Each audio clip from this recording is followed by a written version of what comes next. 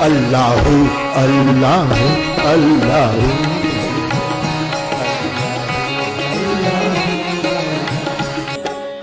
या हुसैन या हुसैन या हुसैन या हुसैन या हुसैन या हुसैन या हुसैन या हुसैन। अली मौला अली मौला अली मौला अली मौला अली मौला अली मौला अली मौला तेरी मोहब्बत दिल में है या अल्लाह, तेरी मोहब्बत दिल में है या अल्लाह। मैंने कहा उन सबको कहिए कि जिस समय नमाज पढ़ी जाए तो हम भी प्रयास करें कि अपनी भागवत बंद करके 5 मिनट के लिए उनके लिए हम अल्लाह को प्रणाम करें। सबको कर प्रणाम, तुझको अल्लाह रखे, सबको कर प्रणाम, सबको तुझको अल्लाह रखे। सब में उसी का नूर समाया, सब में उसी का नूर समाया। क्या ये प्रदर्शन सिर्फ एक संयोग है? जी नहीं, ये संयोग नहीं, ये एक प्रयोग है।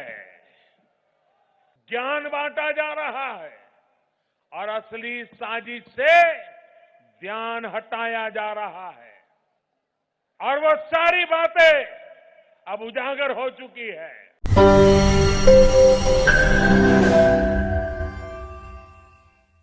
नमस्ते दोस्तों, आप सबका बहुत बहुत धन्यवाद कि आप लोगों ने टिकटॉक को उसकी असलियत दिखाई, जो कि रेप कल्चर को, जो कि लव जिहाद को बहुत ज़्यादा प्रमोट कर रहा था, जो सांप्रदायिक घटनाएं हैं उनको बढ़ाने में, उनको प्रमोट करने में, और एक तरीके से जिहादी गैंग, एक तरीके से नमाजी जमाती गैंग का बड़ा तगड़ा गिरोह वहां पर इकट्ठा हो रहा था। उसको आपने औकात दिखाई। लास्ट टाइम पर जब मैंने उसको देखा तो 1.3 उसकी रेटिंग आ चुकी थी। आप लोगों को मैं बहुत बहुत साधुवाद देता हूं, आपके लोगों का बहुत बहुत धन्यवाद प्रस्तुत करना चाहता हूं मैं। ये जो जिस प्रकार से लव जिहाद के मामले लगातार बढ़ रहे हैं, आज हम उसी के ऊपर डिटेल से बात करेंगे कि क्यों लड़कियां आखिरकार एक पूरे सैलाब की तरह बह जाती हैं। जितनी जागरूकता फैलाई जा रही है उससे भी ज़्यादा केसेस हमको लव जिहाद के देखने को मिलते हैं। यदि आपको भी लव जिहाद नामक समस्या ने परेशान करके रखा हुआ, यदि आपके आसपास में ऐसा कोई केस है, यदि आपके आसपास में भी कुछ ऐसा सीन क्रिएट हो रहा है, या फिर आपके घर में खुद भी कोई लड़की है ऐसी, तो यह वीडियो आप अंत तक अवश्य देखिएगा। इसमें जितने भी वृहदतर और जिन चीज़ों के ऊपर अभी तक सोचा नहीं गया है, जिन चीज़ों के ऊपर अभी तक विचार नहीं किया गया है, उन सभी चीज़ों को हम यहाँ पर लेकर के आने वाले हैं। इसलिए मैं चाहूँगा कि इस वीडियो को आप अंत तक जरूर देखें। बॉलीवुड इसका एक अहम हिस्सा रहा है कि बॉलीवुड ने लव जिहाद को बहुत ज़्यादा प्रमोट किया है। इसमें हम संगीता बिजलानी की भी बात नहीं करेंगे, इसमें हम अमृता राव की बात नहीं करेंगे, इसमें हम रिसेंट की बात करेंगे जो आज की तारीख में केस चल रहा है। उसमें है अंजना किशोर पांडे, जो कि नवाजुद्दीन सिद्दीकी की वाइफ है। नवाजुद्दीन सिद्दीकी हालांकि मुजफ्फरनगर का ही रहने वाला है, काफ़ी मेहनती भी है। उसने हलाला के ऊपर भी मूवी बनाई थी।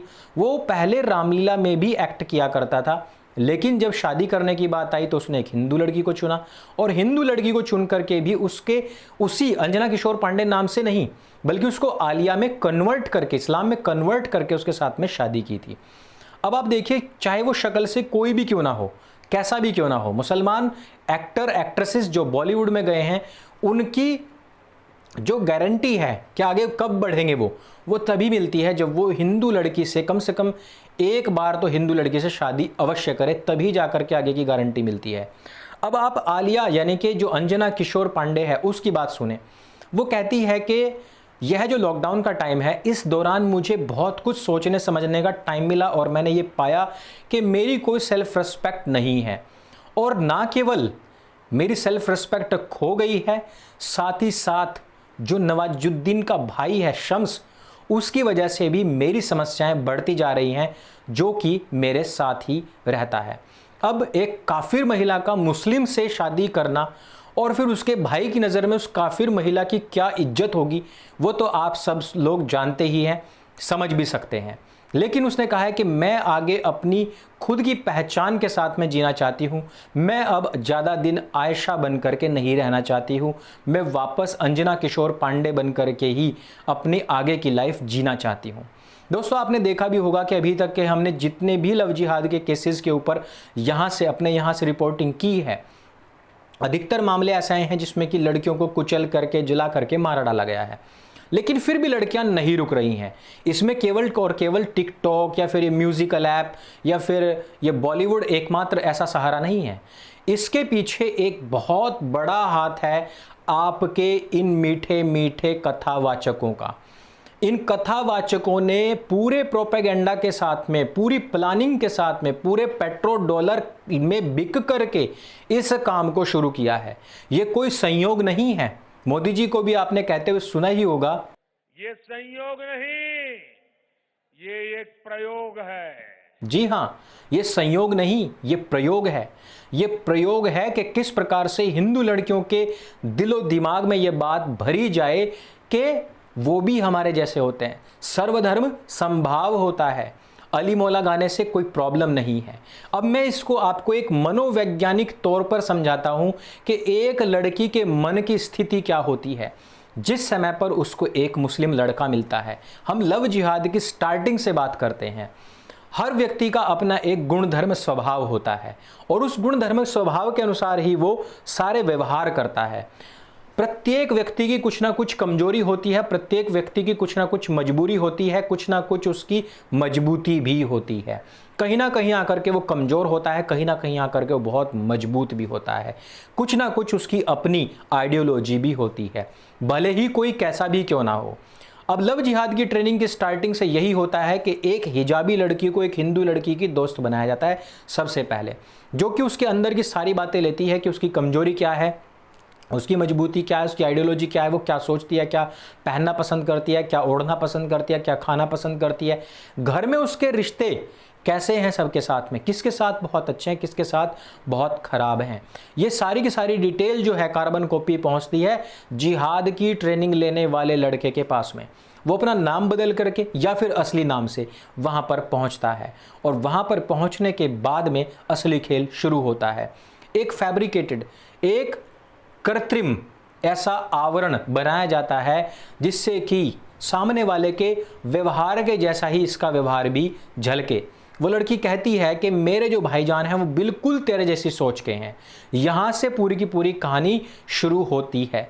या फिर जो ये ऐप्स होती हैं, म्यूजिकल ऐप या फिर टिकटॉक ऐप, इनके माध्यम से शुरू होती हैं और वहाँ पर भी सीन यही चलता है कि वो कहता है अरे रे रे रे, ये तो मेरे भी विचार हैं, मैं बिल्कुल ऐसा ही सोचता हूँ, मेरी भी सोच ऐसी ही है। अगर लड़की इस्लाम के खिलाफ भी बोलेगी तो वो भी यही कहेगा कि हाँ ये गड़बड़ है। वो बड़े स्माइल के साथ में उस बात को एक्सेप्ट करेगा, क्योंकि उसको पता है कि जैसे ही लड़की फंसी उसका जन्नत का टिकट वहाँ से पक्का हो जाएगा, सैंक्शन हो जाएगा। अब गुण कर्म स्वभाव और जो उसका स्वधर्म है, जो उसका खुद का नेचर है, इसमें लड़का और लड़की एक दूसरे से बात करना शुरू कर देते हैं। कुछ मामलों में ऐसा होता है कि लड़की को पता लग जाता है कि लड़का मुसलमान है। और ये कब पता लगता है? अधिकतर तब पता लगता है कि जब ये लोग अंतरंग बातें करनी शुरू कर देते हैं, एक दूसरे को फिर बुलाना शुरू कर देते हैं। कोई अपने कमरे पे, कोई ये ओयो होटल्स में बुलाना शुरू कर देता है।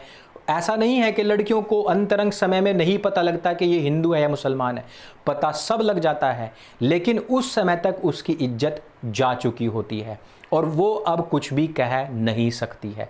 यहाँ पर आकर के लड़कियाँ सबसे ज़्यादा मजबूर हो जाती हैं। अब इससे जो दूसरा केस है उस पर पहुँचते हैं। कहीं पर भी कुछ भी अंतरंग नहीं हुआ, लेकिन लड़की को पता लग गया कि लड़का मुसलमान है।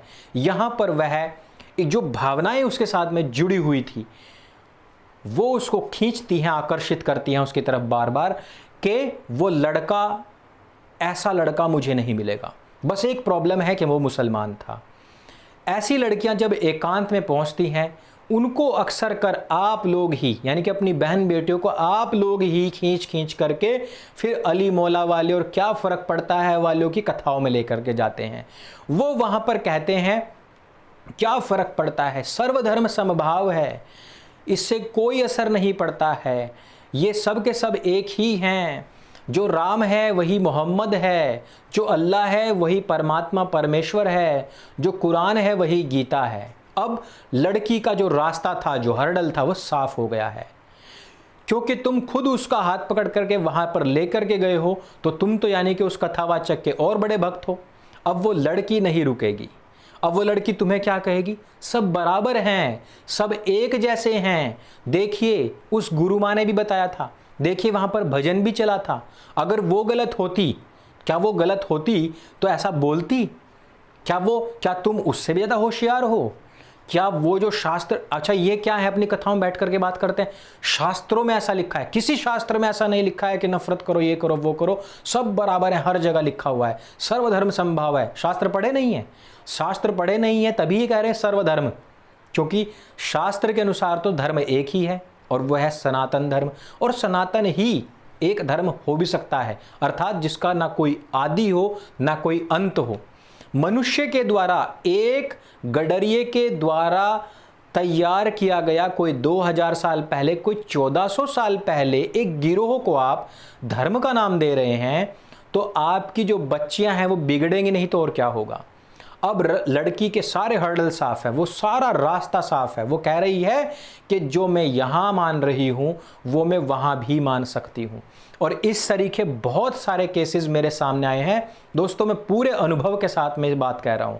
सबको यही लगता है कि हम सब एक हैं, और वहां जाकर के फिर पता लगता है। आज अंजना किशोर पांडे को पता लग रहा है, कल जो मेरे पास फोन आया था उस बहन को पता लग रहा था। वो खुद कह रही थी कि मैं पूरी फैमिली छोड़ करके आई हूं, पूरी फैमिली छोड़ करके आई ये सोच करके कि हमारे कथावाचक, हमारे धर्मगुरु तो ये कहते हैं कि सब बराबर हैं। वो तो अल्लाह मौला तक गाते हैं।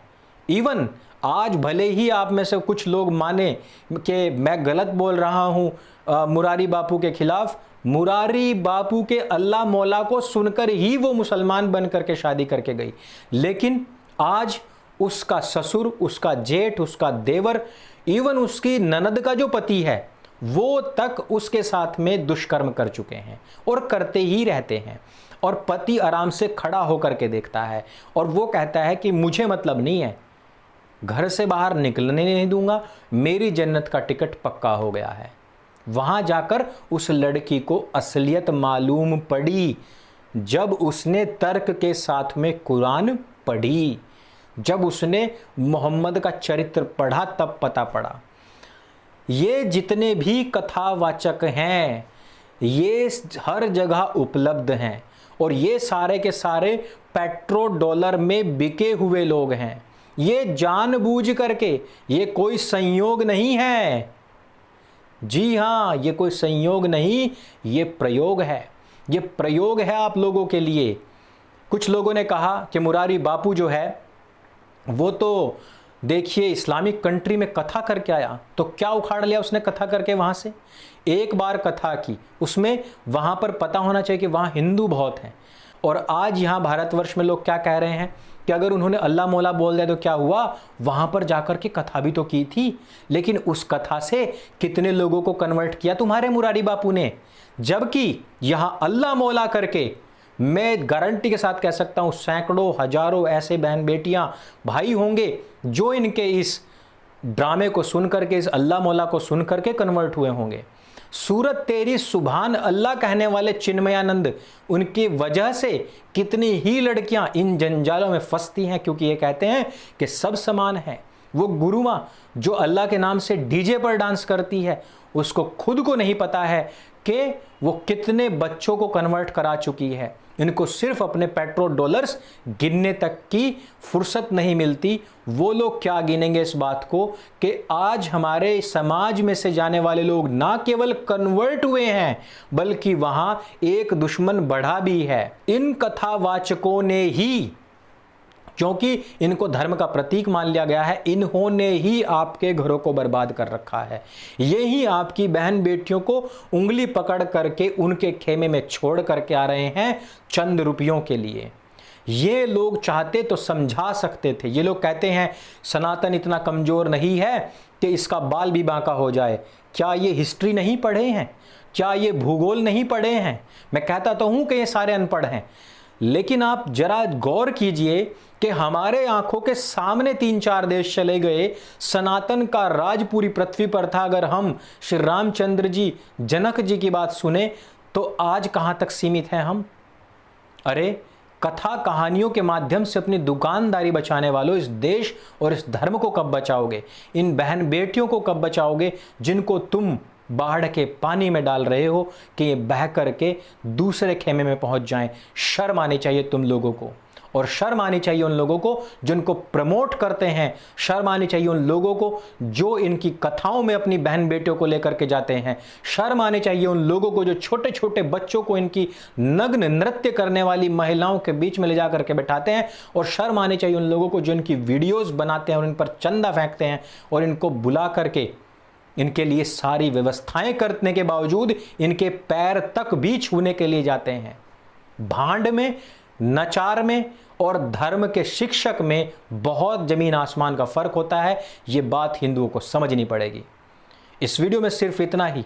यदि यह बात आपको लगे कि कुछ सच्चाई है इसमें, तो इस वीडियो को सबके साथ में शेयर अवश्य करें।